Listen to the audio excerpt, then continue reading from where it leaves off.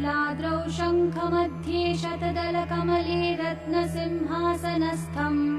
सर्वालङ्कारयुक्तं नवघनरुचिरं संयुतं चाग्रजेन भद्राया वामभागे रथचरणयुतं ब्रह्मरुद्रेन्द्रवन्द्यम् वेदानां सारमीशं स्वजनपरिवृतं ब्रह्मदारु स्मरामि। श्रीभगवानुवाच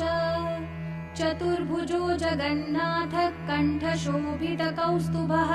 पद्मनाभो वेदगर्भश्चन्द्रसूर्यविलोचनः जगन्नाथो लोकनाथो नीलाद्रीशः परो हरिः दीनबन्धुर्दयासिन्धुः कृपालुः जनरक्षकः कम्बुपाणिः चक्रपाणिः पद्मनाभो नरोत्तमः जगतां पालको व्यापी सर्वव्यापी सुरेश्वरः लोकराजो देवराजः शक्रो भूपश्च भूपतिः नीलाद्रिपतिनाथश्च अनन्तः पुरुषोत्तमः तार्क्ष्योऽध्यायः कल्पतरुः विमला प्रीतिवर्धनः बलभद्रो वासुदेवो माधवो मधुसूदनः दैत्यारिः पुण्डरीकाक्षो वनमाली बलप्रियः ब्रह्मा विष्णुः वृष्णिवंशो मुरारिः कृष्णकेशवः श्रीरामः सच्चिदानन्दो गोविन्दः परमेश्वरः विष्णुर्जिष्णुर्महाविष्णुः प्रभविष्णुर्महेश्वरः लोककर्ता जगन्नाथो महाकर्ता महायशाः महर्षिः कपिलाचार्यो लोकचारी सुरो हरिः आत्मा च जीवपालश्च शूरः संसारपालकः एको नैको मम प्रियो ब्रह्मवादी महेश्वरः द्विभुजश्च चतुर्बाहुः शतबाहुः सहस्रकः पद्मपत्रविशालाक्षः पद्मगर्भः परो हरिः पद्महस्तो देवपालो दैत्यारिर्दैत्यनाशनः चतुर्मूर्तिश्चतुर्बाहुश्चतुराननसेवितः पद्महस्तश्चक्रपाणिः शङ्खहस्तो गदाधरः महावैकुण्ठवासी च लक्ष्मीप्रीतिकरः सदा विश्वनाथः प्रीतिदश्च सर्वदेवप्रियङ्करः विश्वव्यापी दारुरूपश्चन्द्रसूर्यविलोचनः गुप्तगङ्गोपलब्धिश्च तुलसीप्रीतिवर्धनः जगदीश श्रीनिवासः श्रीपतिः श्रीगदाग्रजः सरस्वतीमूलाधारः श्रीवत्सः श्रीदयानिधिः प्रजापतिः भृगुपतिर्भार्गवो नीलसुन्दरः योगमाया गुणारूपो जगद्योनीश्वरो हरिः आदित्यः प्रलयोद्धारी आदौ संसारपालकः कृपाविष्टः पद्मपाणिरमूर्तिर्जगदाश्रयः पद्मनाभो निराकारः निर्लिप्तः पुरुषोत्तमः कृपाकरः जगद्व्यापी श्रीकरः शङ्खशोभितः समुद्रकोटिगम्भीरो देवताप्रीतिदः सदा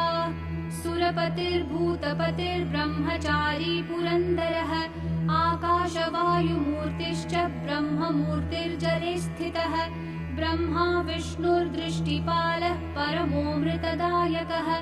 परमानन्दसम्पूर्णः पुण्यदेवः परायणः धनी च धनदाता च धनगर्भो महेश्वरः पाशपाणिः सर्वजीवः सर्वसंसाररक्षकः देवकर्ता ब्रह्मकर्ता वसिष्ठो ब्रह्मपालकः जगत्पतिः सुराचार्यो जगद्व्यापी जितेन्द्रियः महामूर्तिर्विश्वमूर्तिर्महाबुद्धिः पराक्रमः सर्वबीजार्थचारी च द्रष्टा वेदपतिः सदा सर्वजीवस्य जीवश्च गोपतिर्मरुतां पतिः मनोबुद्धिरहङ्कारकामादिक्रोधनाशनः कामदेवः कामपालः कामाङ्गः कामवल्लभः शत्रुनाशी कृपासिन्धुः कृपालुः परमेश्वरः देवत्राता देवमाता भ्राता बन्धुः पिता सखा बालवृद्धस्तनूरूपो विश्वकर्मा बलो बलः अनेकमूर्तिः सततं सत्यवादी सताङ्गतिः लोकब्रह्म बृहद्ब्रह्म स्थूलब्रह्म सुरेश्वरः जगद्व्यापी सदाचारी सर्वभूतश्च भूपतिः दुर्गपालक्षेत्रनाथो रतीशो रतिनायकः बली विश्वबलाचारी बलदो बलिवामनः दरह्रासः शरच्चन्द्रः परमः परपालकः अकारादिमकारान्तो मध्योकारस्वरूपधृक् स्तुतिस्थायी सोमपाश्च स्वहाकारस्वधाकरः मत्स्यः कूर्मो वराहश्च नरसिंहश्च वामनः परशुरामो महावीर्यो रामो दशरथात्मजः देवकीनन्दनः श्रेष्ठो नृहरि नरपालकः वनमाली देहधारी पद्ममाली विभूषणः मल्लिकामालधारी च जातियूथिप्रियः सदा बृहत्पिता महापिता ब्राह्मणो ब्राह्मणप्रियः कल्पराजः खगपतिर्देवेशो देववल्लभः परमात्मा बलो राज्ञां माङ्गल्यं सर्वमङ्गलः सर्वबलो देहधारी राज्ञां च बलदायकः नानापक्षिपतङ्गानां पावनः परिपालकः वृन्दावनविहारी च नित्यस्थलविहारकः क्षेत्रपालो मानवश्च भुवनो भवपालकः सत्त्वं रजस्तमो बुद्धिरहङ्कारपरोऽपि च आकाशङ्गः रविः सोमो धरित्री धरणीधरः निश्चिन्तो योगनिद्रश्च कृपालुः देहधारकः सहस्रशीर्षा श्रीविष्णुर्नित्यो जिष्णुर्निरालयः कर्ता हर्ता च धाता च सत्यदीक्षादिपालकः कमलाक्षः स्वयंभूतः कृष्णवर्णो वनप्रियः कल्पद्रुमः पादपारिः कल्पकारी स्वयं हरिः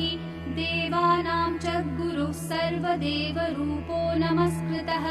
निगमागमचारी च कृष्णगम्यः स्वयं यशः नारायणो नराणां च लोकानां प्रभुरुत्तमः जीवानां परमात्मा च जगद्वन्द्यः परो यमः भूतावासो परोक्षश्च सर्ववासी चराश्रयः भागीरथी मनोबुद्धिर्भवमृत्युः परिस्थितः संसारप्रणयी प्रीतः संसाररक्षकः सदा नानावर्णधरो देवो नानापुष्पविभूषणः नन्दध्वजो ब्रह्मरूपो गिरिवासी गणाधिपः मायाधरो वर्णधारी योगीशः श्रीधरो हरिः महाज्योतिर्महावीर्यो बलवांशः बलोद्भवः भूतकृद्भवनो देवो ब्रह्मचारी सुराधिपः सरस्वती सुराचार्यः सुरदेवः सुरेश्वरः अष्टमूर्तिर्धरो रुद्र इच्छामूर्तिः पराक्रमः महानागपतिश्चैव पुण्यकर्मा तपश्चरः दिनपो दीनपालश्च दिव्यसिंहो दिवाकरः अनभोक्ता सभोक्ता च हविर्भोक्ता परोपरः मन्त्रदो ज्ञानदाता च सर्वदाता परो हरिः परर्धिः परधर्मा च सर्वधर्म नमस्कृतः क्षमादश्च दयादश्च सत्यदः सत्यपालकः कंसारिः केशिनाशी च नाशनो दुष्टनाशनः पाण्डवप्रीतिदश्चैव परमः परपालकः जगद्धाता जगत्कर्ता गोपगोवत्सपालकः सनातनो महाब्रह्म फलदः कर्मचारिणां परमः परमानन्दः परर्धिः परमेश्वरः शरणः सर्वलोकानां सर्वशास्त्रपरिग्रहः धर्मकीर्तिर्महाधर्मो धर्मात्मा धर्मबान्धवः मनः कर्ता महाबुद्धिर्महामहिमदायकः भूर्भुवस्वो महामूर्तिः भीमो भीमपराक्रमः पथ्यभूतात्मको देवः पथ्यमूर्तिः परात्परः विश्वाकारो विश्वगर्भः सुरः च सुरेश्वरः भुवनेशः सर्वव्यापी भवेशः भवपालकः दर्शनीयश्चतुर्वेदः शुभाङ्गो लोकदर्शनः श्यामलः शान्तमूर्तिश्च सुशान्तश्चतुरोत्तमः सामप्रीतिश्च ऋक्प्रीतिर्यजुषोऽथर्वणप्रियः श्यामचन्द्रश्चतुर्मूर्तिश्चतुर्बाहुश्चतुर्गतिः महाज्योतिर्महामूर्तिर्महाधामा महेश्वरः अगस्तिर्वरदाता च सर्वदेवपितामहः प्रह्लादस्य प्रीतिकरो ध्रुवा भीमानतारकः मण्डितः सुतनुर्दाता साधुभक्तिप्रदायकः ओङ्कारश्च परं ब्रह्म ॐ निरालम्बनो हरिः सद्गतिः परमो हंसो जीवात्मा जननायकः मनश्चिन्त्यश्चित्तहारी मनोज्ञश्चापधारकः ब्राह्मणो ब्रह्मजातीनाम् इन्द्रियाणां गतिः प्रभुः त्रिपादादूर्ध्वसम्भूतो विराट् चैव सुरेश्वरः परात्परः परः पादः पद्मस्थः कमलासनः नानासन्देहविषयस्तत्त्वज्ञानाभिनिवृतः सर्वज्ञश्च जगद्बन्धुर्मनोजज्ञातकारकः मुखसम्भूतविप्रस्तु वाहसम्भूतराजकः पूरो वैश्यः पदो भूतः शूद्रो नित्योपनित्यकः ज्ञानी मानी वर्णदश्च सर्वदः सर्वभूषितः अनादिवर्णसन्देहो नानाकर्मोपरिस्थितः शुद्धादिधर्मसन्देहो ब्रह्मदेहस्मिताननः शम्बरारिर्वेदपतिः सुकृतः सत्त्ववर्धनः सकलं सर्वभूतानां सर्वदाता जगन्मयः सर्वभूतहितैषी च सर्वप्राणिहिते रतः सर्वदा देहधारी च बटको बटुगः सदा सर्वकर्मविधाता च ज्ञानदः करुणात्मकः पुण्यसम्पत्तिदाता च कर्ता हर्ता तथैव च सदा नीलाद्रिवासी च नतास्यश्च पुरन्दरः नरो नारायणो देवो निर्मलो निरुपद्रवः ब्रह्मा शम्भुः सुरश्रेष्ठः कम्बुपानिर्बलोऽर्जुनः जगद्धाता चिरायुश्च गोविन्दो गोपवल्लभः देवो देवो महाब्रह्म महाराजो महागतिः अनन्तो भूतनाथश्च अनन्तभूतसम्भवः